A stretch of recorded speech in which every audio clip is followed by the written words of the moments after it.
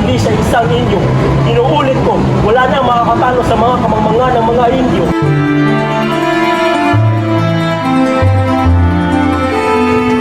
Mga kaibigan, makakakilala. Siya ang dahilan na pagtitipong ito.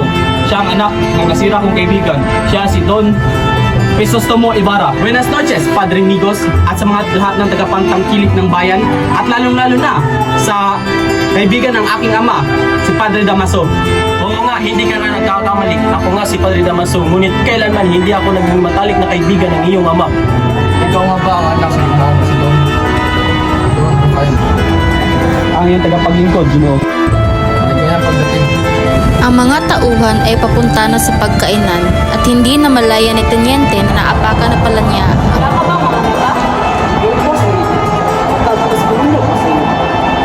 Ako nakatitig lang sa buwan ko.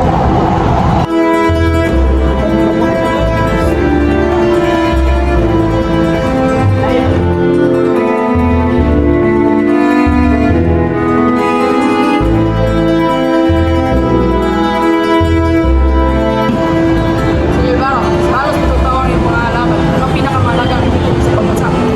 Natutunan ko ay isang kasaysayan.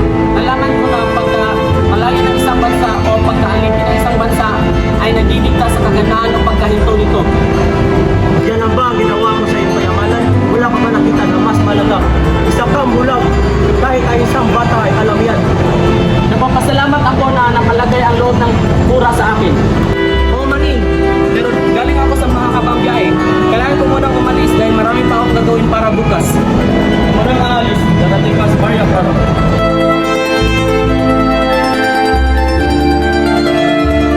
Nakita ninyo, ganyan ang paugali ng mga kabataan ay pinapadala sa Europa. Naging mayabang, naging mapagmataas, kaya dapat lang hindi na sila pinapadala sa Europa. Nawawala na si Ibarra kakaisip habang siya ay naglalakad. Bigla siya nagpahinto at nagulat siya na may kamay na nakapatong sa kanyang balikat.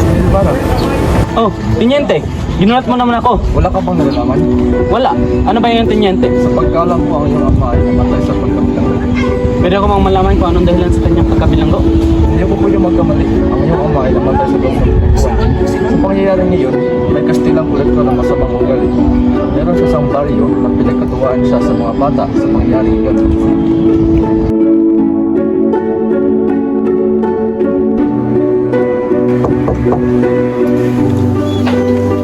Magandang umaga po, Tia Isabel. Magandang umaga. Nandito po ba si Maria Clara? Upo ka muna at siya ay tatawagin mo.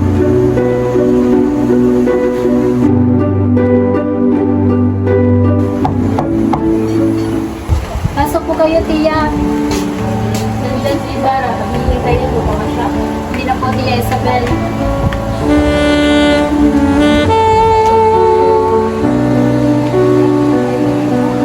Hindi pa rin talaga kumukupas ang kagandahan mo, Maria.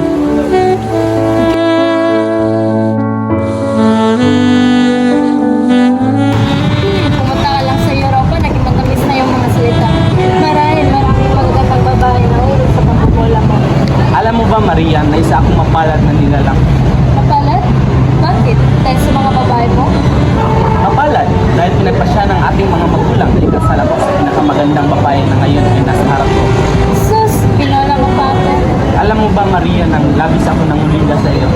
Mas makikita ko namumulila sa iyong Christmas naman. Patawarin mo ako sapagkat kailangan ko nang mauna dahil bukas ay araw ng mga patay. Paalam mo naman, mahal ko. Sandali, babalik ka ba bukas? Babalikan kita, mahal ko.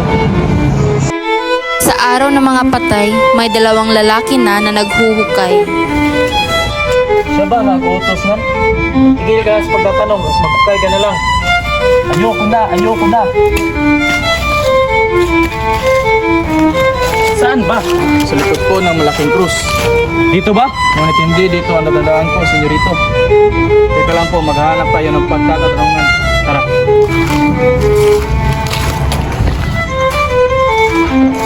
Iyo, alam ba kung saan yung malaking krus? Ay, yung malaking krus, sinunod na po yun. Bakit mo ginawa yun? Pinagutusan na po ako. Saan mo dinala ang bangkay? Sabi ng mga kura, dadalhin siya sa mga libingan ng mga Indyo. Sinunod mo naman. Huwag kang magalit sa akin, senyor.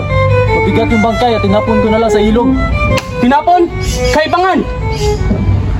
Naglakad si Crisostomo at nakita niya si Padre Salve at sinunggaban niya ito.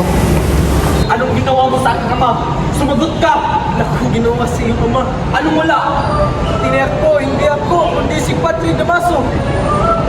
Nangangampana ang dalawang sakristan na sila Basilio at si Crispin. Mahinga muna tayo, Crispin. Sige po, kuya. Kuya, magkano po ba nakita mo ngayon, kuya? 2 piso lang.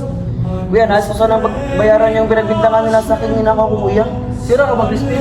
Alam mo naman 3 piso ang pinagbibintangan nila sa'yo. Ngunit kuya, wala naman talaga ako ninakaw. Wala akong ninakaw. So kapag nalaman ko ni Inay, malalagot ako. Alam mo naman hindi sa'yo maniniwala si Inay. Basilio, namunta ka dalawa na yan dahil sa tamang pagpapatarang ng kabana. Tama mga spin, hindi ka makakita mo, hindi mo sinuli yung mga ninakaw mo. Ngunit wala naman talaga akong ninakaw. Sisunod ka pa? Kuya! Kuya! Kuya, wag po! Kuya! Kuya! Abala si Sisa sa paghanda ng pagkain para sa kanyang mga anak. Marahil gutom na gutom ang mga anak ko. Hindi ko sila hahayaang magutom kaya naghanda ako ng masarap na pagkain.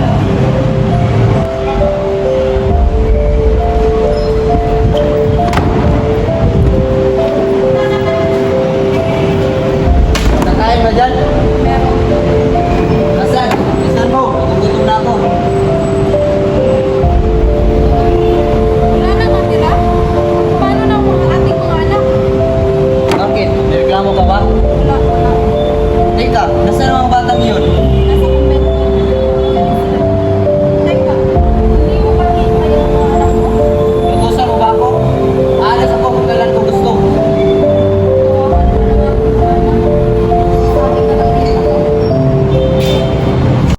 Ilang minuto na lang at dumating na si Basilio. Inay! Inay! Inay! Nasaan mo kayo, Inay? Silyo. Silyo.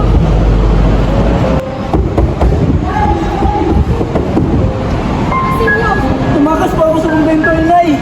Silyo. At dahil natatakot na po ako, Inay. Ang si Crispin po. Anong nangyari sa'yo, anak ko? Bakit ka umiiyak? Bakit ka sugatan, anak ko? Si Crispin po, Inay. Anong nangyari kay Crispin? Naiwan ko siya sa kumbento, Inay. Hindi ko siya pwedeng umuwi dahil nagbibintangan ko siya ng makaw. Ano? Pinagbintangan yung anak ko? Bakit? Dahil mahirap tayo? Bakit ba tayo kailangan magdusa ng ganito?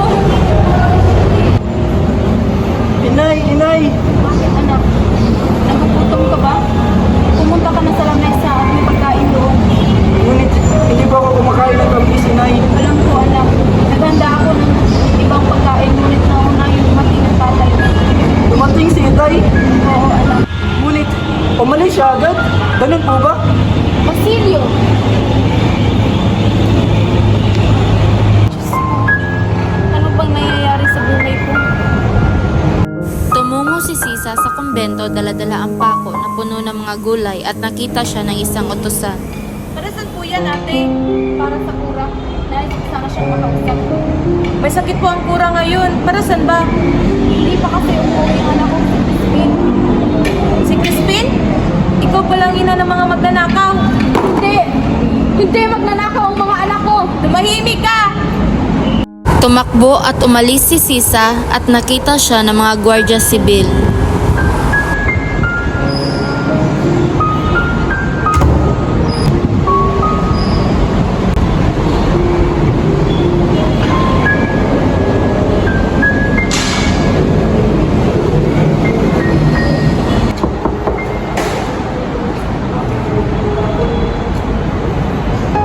Ikaw ba si Sisa ang ina ng mga magnanakaw? Opo, ako po si Sisa. Pero hindi magnanakaw ang mga anak ko.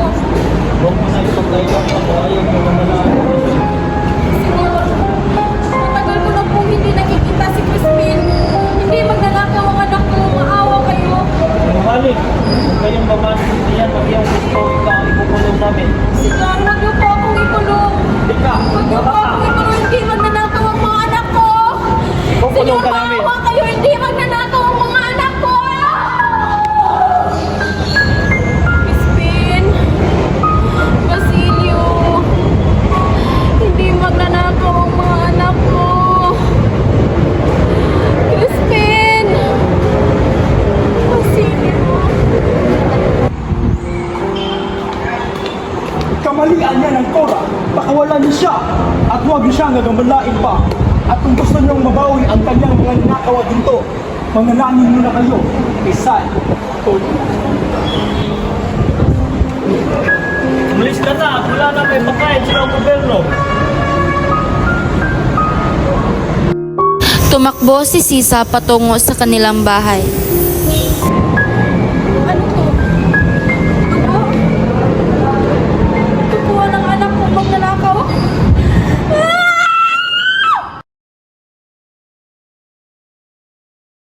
Maria, kamusta na kayo ni Ibarra? Kami ni Ibarra? Anong kami ni Ibarra? Oo, di ba naliligaw na siya?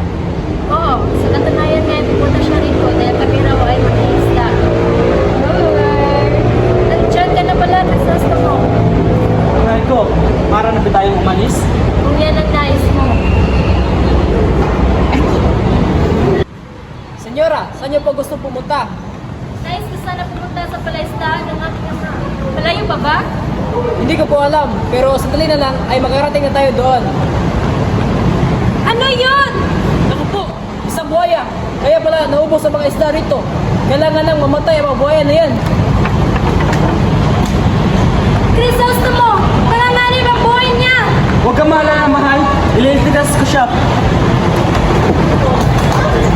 Tulong! Palaisdaan si Maria Clara ay masayang nakipagkwentuhan sa kanyang mga kaibigan. Mahal ko, nagustuhan mo ba pinapagawa kong paaralan? Oo, nga ito. Tignan mo, hindi talaga siya marunong bumati sa akin. Akalain ko naman, nakapunta lang sa ibang bansa, akala ko kung sino na umasta. Huwag mo na lang pansinin ang sinabi ng ama ko. Kung alam mo lang sa'yo, gano'n ako nagkisa sa kurang yan. Katulad na siya na kanyang ama, akalain mo ang isang inosente, ngunit hindi marunong sumunod ang batas ng isang sibol!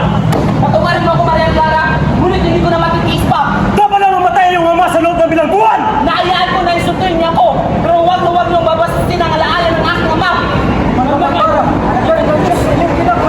Alagad ng Diyos! Itong tao to! Alagad ng Diyos! Tuluyan nang nabaliw si Sisa at pinapatay siya ng Guardia Sibil. Pwede si Ben! Yes po, Senyora. Sino yung kumakanta? Yung baliw po, Senyora. Kunin mo nga at dalhin mo siya sa akin. Susunod po, Senyora.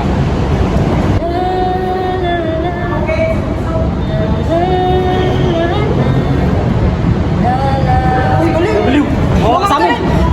Sino kayo? Let's mama lang! Dito na po siya, Senyora. Pakantahin niyo siya. Uy, baliw, kumanta ka.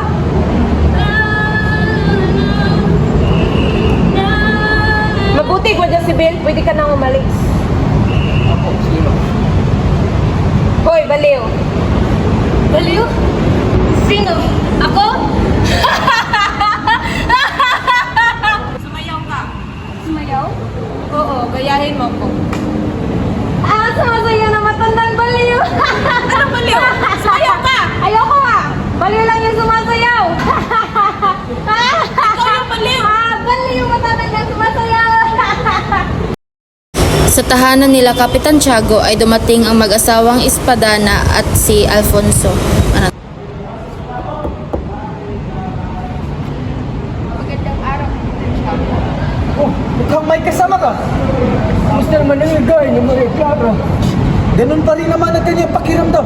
Sige mo, tignan namin kung meron kami may tutulong. O sige po, tuloy kayo, tuloy kayo.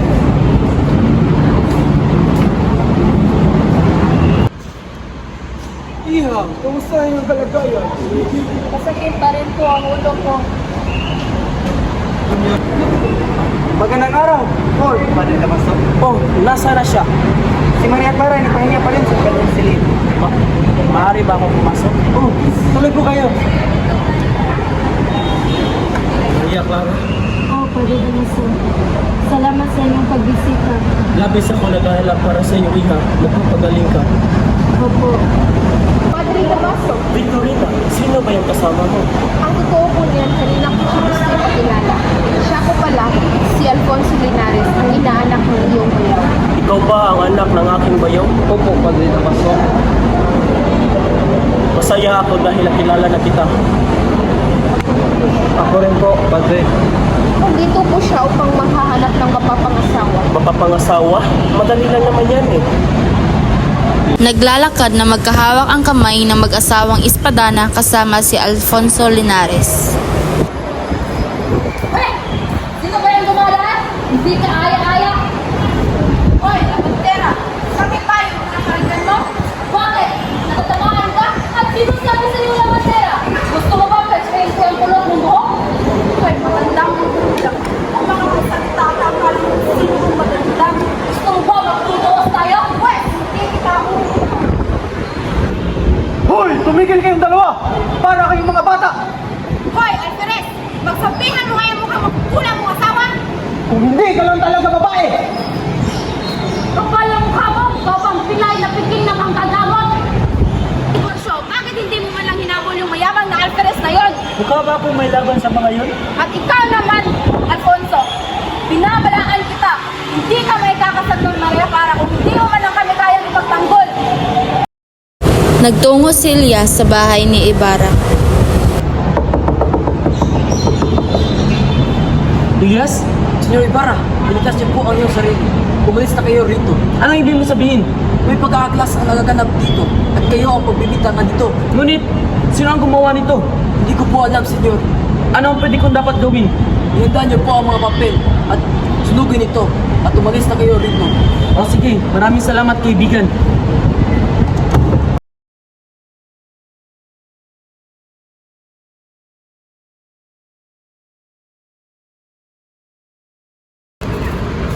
Maria, tinulungan lang ako ni Elias na makatakas.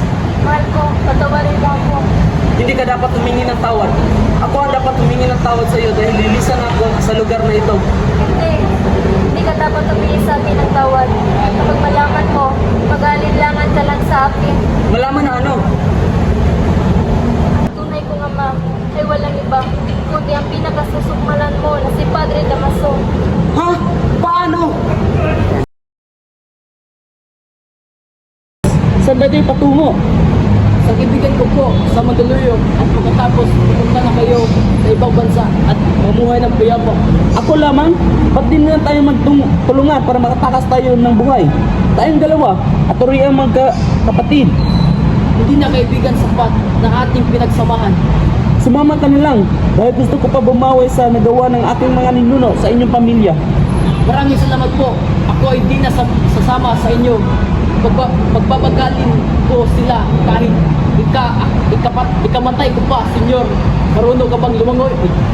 Oo, Halika!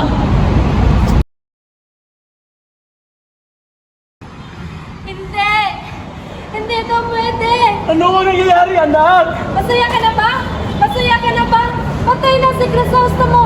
Si Crisostomo ang aming mahal at hindi si Alfonso. At hindi ako magpapakasal sa kanya. Ngunit, Pagpatuloy mo ang kalukuhan ito at ako'y magpapakamatay. patawarin mo ko, anak, sa mga kasalanan ng aking mga ginagawa. Pagmumukha na lang lamang ako. Kung yan ang gusto mo. Ito na ba ang mga kaparusahan sa aking mga ginagawa?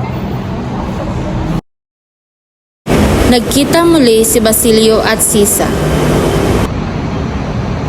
Inay! Sino ka? Ako pala yung anak, si Basilio. Anak kita? Inay! Hindi kita kilala. Hindi tayo matatakot sa akin, Inay. Basilio? Inay! Ako po ito, Inay. Anak ko? Inay! Inay! Inay! Inay! Inay! Inay! Sino po ba kayo? Ano gusto kong gawin sa inyong inay? Gusto po siyang ilibing sa simenteryo kasi wala po akong pera. Malapit na rin aking kamatayan. Iho, kumuha ka lang ng gaton at sunugin ang aming mga katawan. Pagkatapos, maghukay ka at may makikita kang kayamanan. Gamitin mo ito para kinakabukasan mo. Naintindihan mo ba ito?